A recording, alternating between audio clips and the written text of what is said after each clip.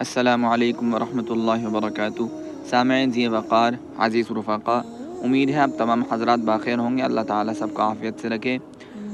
آج کا ہماری گفتگو کا موضوع ہے کہ ہدایت کیسے حاصل کی جائے۔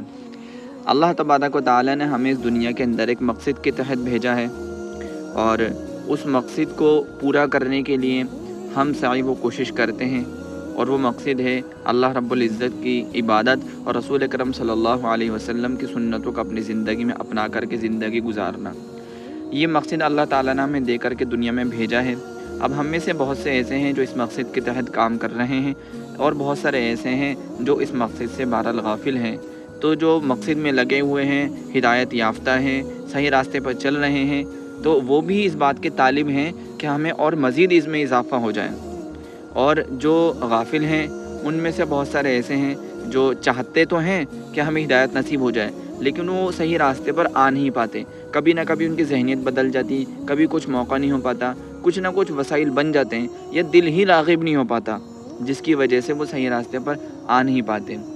تو اسی سے متعلق ایک چھوٹا سا واقعے کے ضمن میں آپ کو نصیحت کی جائے گی، ایک طریقہ کار بتلایا جائے گا کہ جس کی بنیاد پر ہم انشاءاللہ تعالی ہدایت پر آ سکتے ہیں۔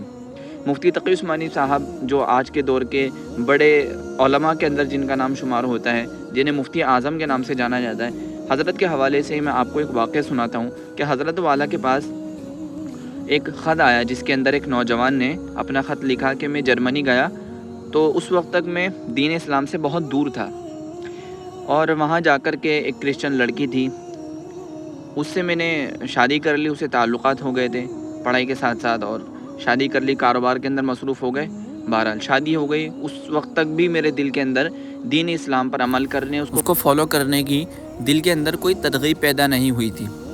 بہرحال زندگی چلتی رہی۔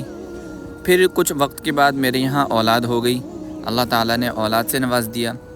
اولاد بھی کسی قدر بڑی ہونے لگی تھی، نشو و نما پانے لگی تھی۔ پھر جب وہ کسی قدر سمجھدار ہو گئی تو پھر میری بیوی چونکہ کرسچن تھی، تو اس نے میرے بیٹے کو کرسچینٹی پڑھانا سٹارٹ کری۔ اب اس وقت میرے اندر کا جو مسلمان ہے وہ جاگا کہ یہ میرا بیٹا ہے اور یہ میری بیوی اس کو کرسچینٹی پڑھا رہی ہے، حالانکہ اس کو اسلام سیکھنا چاہیے۔ تو اس نے اپنی بیوی سے کہا کہ بھائی تم اس کو کرسچینٹی کیوں پڑھا رہی ہو؟ تو اس نے کہا کہ بھائی میرا بھی بیٹا ہے، میرا بھی حق بنتا ہے کہ میں اپنے مذہب کی باتیں اس کو بتاؤں، سکھلاؤں، کیوں نہ سکھاؤں؟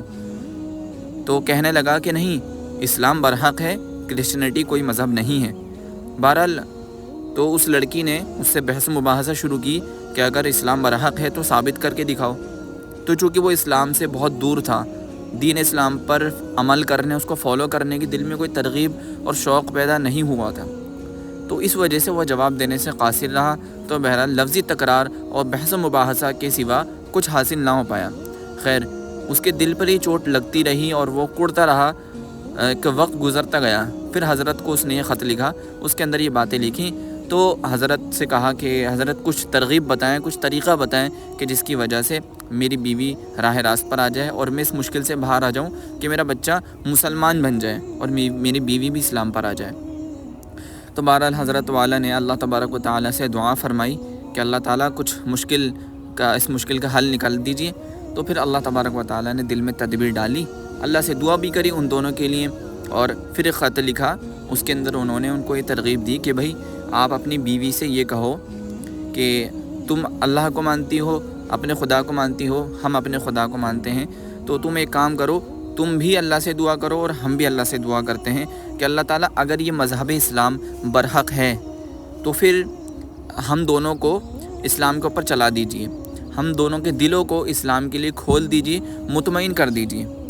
تو بہرحال یہ خط لکھا، اور ساتھ میں حضرت والا کی کتاب ہے کہ عیسائیت کیا ہے، بہت اللہ سے دعا بھی کری اور اس کتاب کو بھی دیا اور کہا کہ یہ عمل کرو، اللہ تعالیٰ سے دونوں دعا کرو اور اس کتاب کو کہے کہ اس کا مطالعہ کرے۔ بہرحال خط پہنچ گیا، اور پھر وہاں سے خط موصول ہوا۔ اس کے اندر اس نوجوان نے لکھا کہ میری بیوی نے اس بات کو قبول تو کر لیا ہے کہ وہ کتاب کا بھی مطالعہ کرے گی اور اللہ سے دعا بھی کرے گی، لیکن ابھی تک کوئی فرق دکھا نہیں ہے، معاملہ جوں کا توں ہے۔ خیر، بہرحال پھر کچھ عرصے کے بعد اس کا خط آتا ہے، اور اس خط کے اندر یہ بات لکھی ہوئی تھی کہ حضرت بھی دیکھ کر کے بہت دنگ رہ گئے کہ ایک وقت تھا کہ ہم یونیورسٹی سے آ رہے تھے اور میری بیوی خاص قسم کا کورس کر رہی تھی، تو ہم لوگ یونیورسٹی سے فارغ ہو کر کے آ رہے تھے ساتھ میں، وہ ڈرائیو کر رہی تھی اور میں سیٹ پر بیٹھا ہوا تھا برابر میں۔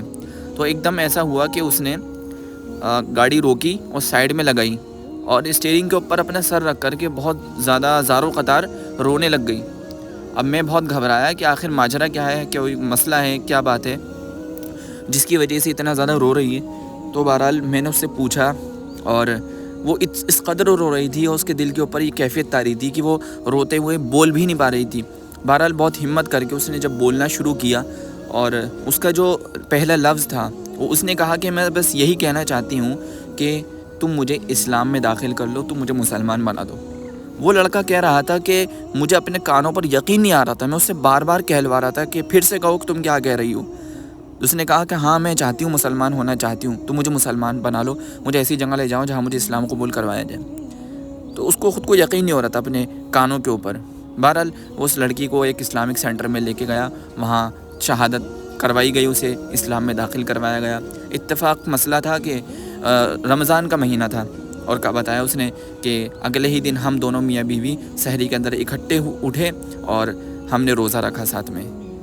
تو اس واقعے کے ضمن میں جو اصل نصیحت ہم نے جو اخذ کی ہے اس سے وہ یہ ہے کہ اللہ تبارک و تعالیٰ سے دعا کرنا یہ ایک انتہائی نہایت اہم عمل ہے۔ اگر اللہ تعالیٰ سے انسان دنیا مانگتا ہے تو اللہ تعالیٰ دنیا بھی اسے دے دیتے ہیں، لیکن ضروری نہیں وہ دعا اس کی قبول بھی ہو، کیونکہ دنیا کے سلسلے میں اللہ تعالیٰ جانتا ہے کہ بندے کے لیے کیا بہتر ہے کیا نہیں ہے۔ تو اللہ تعالیٰ کبھی اس کو دے دیتا ہے کبھی نہیں دیتا۔ مثلاً کاروبار اللہ تعالیٰ اچھا چلا دے، روزگار دلا دے، تو انسان اللہ تعالیٰ کو معلوم ہوتا ہے کہ بھئی اگر اس کے پاس پیسے زیادہ آ گئے تو پھر یہ پتہ نہیں اور ذرا شرارت کرے گا، سرکشی کرے گا، اور اگر اس کے پاس کم پیسے ہیں تو پھر اسی کے اندر یہ اپنا گزر بسر کر لے تو زیادہ بہتر ہے۔ تو بہرحال اللہ اپنی مشیت اور اپنی مرضی کے اعتبار سے بندے کو جیسے چاہے نوازتا ہے، لیکن جب کوئی بندہ اللہ تبارک و تعالیٰ سے ہدایت مانگتا ہے تو اللہ تبارک و تعالیٰ اس کو ہدایت نصیب فرماتے ہیں۔ یہ دعا کبھی رد نہیں ہوتی انسان کی، کبھی بھی یہ دعا ایسا نہیں ہو سکتا کہ یہ قبول نہ ہو۔ اسی لیے بہرحال اللہ تبارک و تعالیٰ سے ہدایت مانگنی چاہیے۔ ہدایت نہیں مل رہی تو اللہ سے مانگ لو اور سچے دل سے مانگو۔ مانگنے والا ہونا چاہیے، وہ تو دینے والا ہے۔ بھائی یہ زندگی کا ہمارا مقصد ہے، جو بندہ چاہتا ہے، اللہ تبارک و تعالیٰ خود چاہتے ہیں کہ میرا بندہ کامیاب ہو جائے۔ تو جب اللہ تعالیٰ خود چاہتے ہیں اور بندہ آگے ہو کر کے اللہ سے ہدایت مانگے کہ اللہ تعالیٰ مجھے صحیح راستے پر چلا دیجیے، تو بہرحال اللہ تعالیٰ کیوں نہیں چلائے گا اس کو صحیح راستے پر؟ یہ تو سراپا اس کے لیے خیر ہی خیر ہے۔ تو جب انسان اللہ سے خیر ہی مانگ رہا ہے، اللہ تعالیٰ ڈائریکٹلی اس سے آخرت ہی مانگ رہا ہے، تو اللہ تعالیٰ اس کو کیوں نہیں چلائیں گے جبکہ اس کو زندگی کا مقصد ہے اور اللہ تعالیٰ کی مرضی بھی ہے، اللہ تعالیٰ چاہتا بھی ہے۔ اس لیے بہرحال یہ دعا ایسی ہے جو کبھی رد نہیں کی جاتی، ہمیشہ قبول ہوتی ہے۔ لہٰذا جو لوگ یہ چاہتے ہیں کہ اللہ تبارک و تعالیٰ ہمیں صحیح راستے پر چلا دے، تو ان کو چاہیے کہ وہ اپنے لیے یا جس کے لیے چاہتے ہیں کہ مثلاً بچے ہیں، شوہر ہے یا بیوی ہے یا بھائی بہن کوئی بھی، تو اس کے لیے دعا کریں کہ اللہ تبارک و تعالیٰ ہمیں اور ہماری اولاد کو یا بھائی بہن کو ہدایت کے راستے پر چلا دے۔ جب انسان اللہ سے مانگے گا تو اللہ تبارک و تعالیٰ اس کی دعا ضرور قبول فرمائیں گے، اللہ تبارک و تعالیٰ انشاءاللہ راہ راست پر چلا دیں گے۔ لیکن صرف دعا ہی نہیں کرنی ہے بلکہ دوا بھی کرنی ہے، یعنی کہ ایک ادنا سی کوشش بھی کرنی ہے۔ جیسے کہ حضرت مفتی صاحب نے ان کے لیے دعا بھی کری اور ایک کتاب بھی بھیج دی اور ایک چھوٹا سی تدبیر بھی بتائی کہ تم دونوں اللہ سے دعا کرو۔ کہ بھئی حضرت بتایا کہ ہمارے استاذ تھے تو وہ اس طریقے سے دعا کیا کرتے تھے کہ اللہ تعالیٰ یا تو ہمیں ہدایت دے دے یا پھر یہ کہ قیامت پھر ہم سے مواخذہ نہ کرنا۔ ہم بھی اس طریقے سے دعا کر سکتے ہیں کہ اللہ یا تو ہمیں ہدایت دے دے یا پھر جو ہے نا تو ہم سے مواخذہ نہ کرنا قیامت میں۔ ایک تڑپ اور شوق اور رغبت سے جو مانگنے والا ہوتا ہے نا، اللہ تبارک و تعالیٰ کبھی اس کو محروم نہیں کرتا۔ تو مانگیں لیکن شوق اور رغبت سے اور مچل کر کے اللہ سے مانگیں اور اللہ سے اس قدر مانگیں کہ اللہ تعالیٰ کو رحم آ جائے۔ تو بہرحال یہ ایک ایسی چیز ہے کہ اللہ تبارک و تعالیٰ انسان کی اس دعا کو کبھی رد نہیں فرماتے۔